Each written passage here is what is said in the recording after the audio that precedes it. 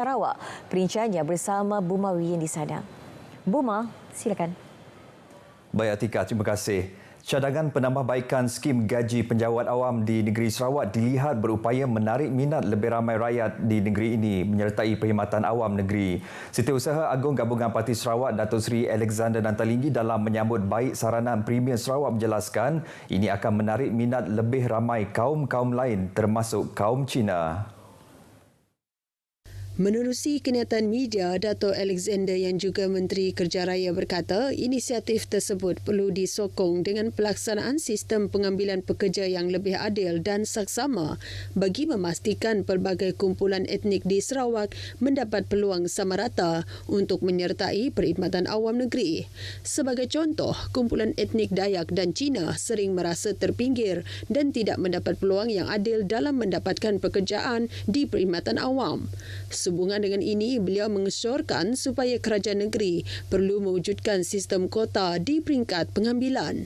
Jelasnya seringkali berlaku hanya sedikit calon dari etnik lain dan bukan Melayu diberi peluang lulus dalam temuduga dan seterusnya berjaya untuk diambil ke dalam perkhidmatan kerajaan. Situasi ini katanya akan memberikan kesan domino di mana dapat dilihat kepada peratus penglibatan yang rendah dalam kalangan etnik lain dan kaum bukan Melayu memegang jawatan tinggi dalam pentadbiran kerajaan pusat dan negeri. Walau bagaimanapun, beliau berterima kasih kepada Premier Sarawak di atas inisiatif yang telah diambil sejak beliau memegang tampuk pentadbiran Kerajaan Negeri Sarawak. Hasilnya dapat dilihat dengan peningkatan jumlah penglibatan kumpulan etnik lain dalam perkhidmatan awam negeri selain dapat dilihat pelantikan dari kumpulan etnik dan bukan Melayu yang mula diberikan kepercayaan untuk mengemudi jawatan tertinggi baik di dalam pentadbiran awam negeri maupun syarikat berkaitan kerajaan GLC. Hala tuju Premier Sarawak dalam sistem pengambilan pekerja dengan memegang falsafah bahawa mereka yang mempunyai merit akan diberi peluang patut dijadikan panduan bagi memastikan peluang yang adil kepada semua. Baik, dalam pada itu, Premier Sarawak Datuk Patinggi Tan Sri Abang Johari Tonopeng menerima kunjungan hormat daripada rombongan Suruhanjaya Perkhidmatan Awam Negeri Sarawak yang diketuai oleh pengerusinya Datuk Dr. Sabariah Putit di Wisma Bapa Malaysia Petra Jaya Kuching. Datuk Dr. Sabariah Putit memberitahu kunjungan tersebut adalah bertujuan untuk membincangkan isu berkaitan pemerkasaan perkhidmatan awam di negeri ini. Datuk Dr. Sabariah menjelaskan SPA Negeri Sarawak yakin dengan inisiatif Premier dalam mentransformasikan perkhidmatan awam negeri selari dengan agenda strategi pembangunan pasca COVID-19 Sarawak PCDS 2030. It's interesting for us to hear for ourselves what YAB has in mind, and of course we are in alignment with his thoughts and how he's moving the Sarawak public service in particular into a new era of transformation, into an advanced economy. Bercakap kepada pemberita selepas perjumpaan tersebut, beliau berkata pihaknya bersedia untuk bekerjasama rapat dengan Jabatan Perkhidmatan Awam Sarawak ke arah merealisasikan harapan itu. Terdahulu, Premier Sarawak turut menerima kunjungan hormat daripada bekas pengarah Jabatan Imigresen Malaysia JIM Sarawak, Datuk Ken Leben, untuk melaporkan secara rasmi pelantikan beliau sebagai Timbalan Ketua Pengarah Kawalan Jabatan Imigresen Malaysia. Datuk Ken Leben yang bertugas sebagai pengarah JIM Sarawak sejak tahun 2016, kini menjalankan tugas di Putrajaya berkuat kuasa 7 Februari lalu. Baik, program Menu Rahmah mendapat respon yang menggalakkan daripada pemilik gerai makanan di sekitar Bandaraya Kuching. Tinjauan kru RTM mendapati rata-rata pemilik gerai makanan menyahut seruan kerajaan untuk menyediakan Menu Rahmah pada harga RM5 bagi satu hidangan dengan menyediakan hidangan lauk yang berlainan. Jali yang berniaga sejak 2 tahun di Kompleks Kubahria Satok, sambutan yang menggalakkan diterima sejak memperkenalkan menu Rahmah 5 hari lepas dengan pilihan nasi campur, lauk ayam atau ikan dengan satu jenis sayur-sayuran. Sambutan apabila kita mengeluarkan menu Rahmah dengan pilihan nasi campur agak menggalakkan daripada sebelumnya. So ia boleh memberi impak yang baik kepada kami sebagai peniaga dan juga baik kepada rakyat Malaysia untuk mendapatkan harga yang berpatutan bagi kami. Sementara itu, pemilik gerai Diet Fit Kuching, Azwan Rosdan, turut tidak melepaskan peluang untuk menghidangkan menu rahmah dengan hidangan sihat dan sesuai untuk menu diet yang seimbang. Jadi kami orang pun tertutus sedia untuk mengolah healthy food untuk menu rahmah lah. Semestinya macam nasi campur, yang lain-lain food lah. Untuk masa tu kami orang akan pola menu rahmah untuk 2 menu je lah. First ada chicken meals dengan basmati rice. Then yang kedua kami orang pola chicken wrap and mini salad.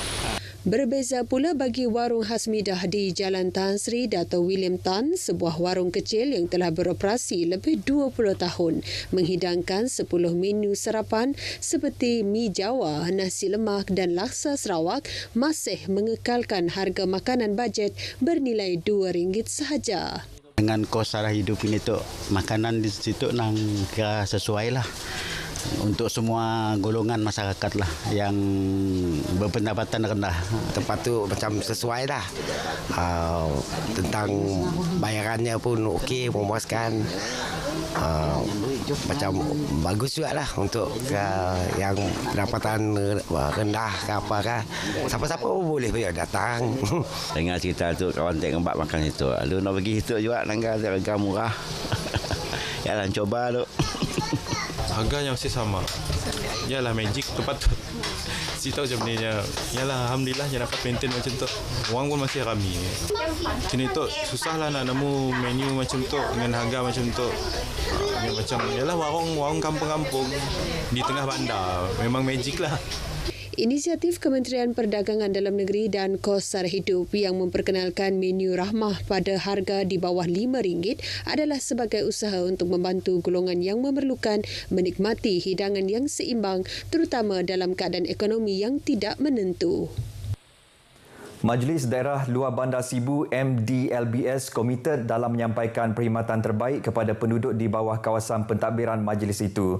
Menurut pengerusinya, Sempurai Petrus Ngelai, kesemua ahli-ahli majlis telah dibahagi kepada 27 zon bagi memberi perkhidmatan di zon masing-masing. Kita telah membuat perancangan untuk menambah baikkan perkhidmatan kita dan juga kejaran dari segi banyak segi, terutamanya dari public health dan juga dari segi kesihatan awam yang kita perlu tingkatkan lagi. Di samping itu, seperti yang kita ketahui, kita juga ingin menanamkan kejaran kepada rakyat untuk menjaga harta benda pihak majlis. Beliau berkata demikian ketika ditemui media pada program mengedarkan kalender MDLBS 2023 di Sibu Jaya. Ujar Sempurai, pihaknya akan memastikan kesemua ahli majlis turun padang untuk memberikan perkhidmatan kepada rakyat khasnya kawasan di bawah jagaan mereka. Dalam pada itu, beliau menambah pelbagai perancangan untuk merancangkan ekonomi setempat juga menjadi agenda utama pihak majlis. Antaranya penganjuran beberapa pesta yang memberi peluang kepada orang ramai, terutamanya usahawan tempatan yang sedikit sebanyak membantu menambah pendapatan mereka melalui beberapa pesta yang telah dianjurkan. Beliau turut menggesa semua pihak untuk terus bekerjasama dengan MDLBS dan menjaga kemudahan yang telah disediakan oleh pihak majlis. Ibu bapa berperanan penting dalam membentuk nilai dan sasiah serta jati diri anak-anak bermula dari rumah selain didikan guru di sekolah. Menteri Pengangkutan Datuk Seri Lee Kim Shin berkata langkah itu penting kerana pembelajaran bermula dari rumah dan ibu bapa merupakan pendidik pertama bagi seorang anak yang kemudiannya diteruskan di Taman Bimbingan Kanak-kanak, Pusat Jagaan Kanak-kanak dan Sekolah Rendah. Datuk Seri Lee menjelaskan tempoh sehari hanya lebih kurang 5 jam sahaja kanak-kanak akan berada dalam jagaan guru, selebihnya masa mereka akan berada dalam jagaan ibu bapa. Justru beliau mahu agar ibu bapa terus menunjukkan contoh dan teladan yang baik agar anak-anak dibesarkan dalam suasana yang penuh kasih sayang dan harmoni. Beliau berkata demikian pada majlis apresiasi kanak-kanak tabika Taska Kemas Miri di Miri. Teks ucapan beliau dibacakan oleh Kaunselor Ernest Goh Kiok Seng. Seramai 203 kanak-kanak tabika Taska Kemas Miri menerima sijil dan hadiah mereka pada majlis tersebut. Miri akan menjadi tuan rumah untuk Sepatan Sarawak 2023 yang akan berlangsung pada 6 Mei tahun ini. Timbalan Menteri Pelancongan, Industri Kreatif dan Seni Persembahan Negeri, Datuk Sebastian Ting Chiu Yu berkata penganjuran perlumbaan halangan sepatan atau lebih dikenali sebagai Sepatan Race akan membawa Miri ke tahap yang lebih tinggi dengan penyertaan peserta dari luar negara. Datuk Sebastian memaklumkan perlumbaan berkenaan disertai lebih 40 buah negara dari 6 benua menerusi 250 acara yang akan diadakan. Beliau menambah penganjuran perlumbaan itu di Miri akan menjadikan Miri dikenali seluruh dunia selain destinasi pelancongan kepada peserta. Beliau berkata demikian pada sidang media Sepatan Sarawak 2023 di Universiti Kertin Malaysia Miri. Pada majlis tersebut, beliau menyaksikan majlis menandatangani perjanjian MOU antara penganjur acara utama Persatuan Kejegasan Kuching diwakili oleh pengerusi penganjur Sepatan Sarawak 2023 Keter Wee dan Universiti Kertin Malaysia diwakili oleh Pro-Naib Chancellor, Presiden dan Ketua Eksekutif Kertin Malaysia Profesor Simon Luning. Universiti Kertin Malaysia dipilih sebagai hos acara tersebut yang akan menyediakan kemudahan, logistik dan sokongan tenaga kerja. Sepatan Sarawak 2023 menampilkan dua kategori utama iaitu Super dengan perlumbaan 10 km membabitkan 25 halangan dan Sprint dengan perlumbaan sejauh 5 km dengan 20 halangan. Selain itu, turut akan diadakan Spartan Kids Race bagi jarak 800 meter, 1.6 km dan 3.2 km untuk kanak-kanak berumur 5 hingga 14 tahun. Baik saudara, perkongsian itu tadi mengakhiri berita dari Sarawak. Salam Malaysia Madani. Kita kembali bersama Atikah di Angkasa Puri. Atikah, silakan. Terima kasih Buma untuk perkembangan dari Sarawak.